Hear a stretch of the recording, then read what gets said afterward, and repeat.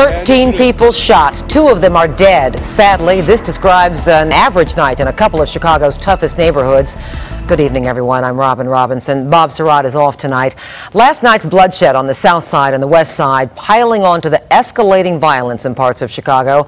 Darlene Hill talked with residents who say street gangs are actually making it impossible to live a normal life. Yeah, you know what, Robin? I talked to one lady who said, sadly, they really do think they're running the streets, but they're not doing anything but running their mouths. They're ready to take back those streets. We talked to some people in the middle of it all this evening. Some of those people who say they're tired of the gunfire, they're tired of the killings, and it's time that they do something about it.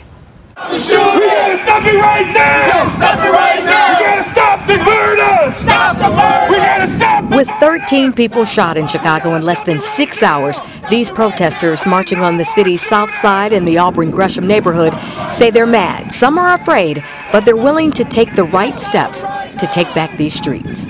Enough is enough. Why is it that close to 50% of the shootings that happened on last night happened on my block? It's unacceptable. We cannot allow this to happen.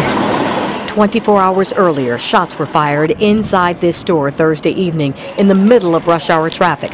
Within seconds, 6 people had been shot. 1 died. The killings really just have to stop. We're calling on the leaders in the community to come out and to take a stand out here in the streets. Fox Chicago News has learned one of the injured includes the nephew of NBA superstar Dwyane Wade. He's 20 years old, and police sources tell us he's a known gang member.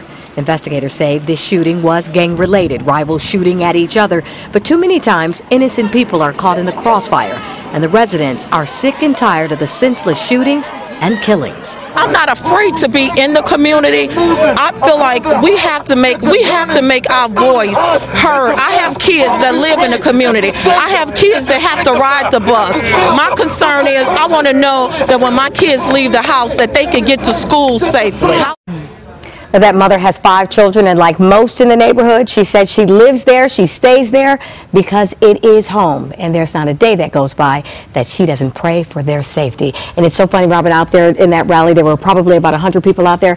Some people on the sides were already talking about retaliation. So those people are like, we got to grow out of this fear. We got to step out of this, and we have to take back our streets. Not the mayor, not police, nobody else but us. Certainly doesn't seem to be getting any better. No, it doesn't. And it's not even summer yet. Thanks, Darlene.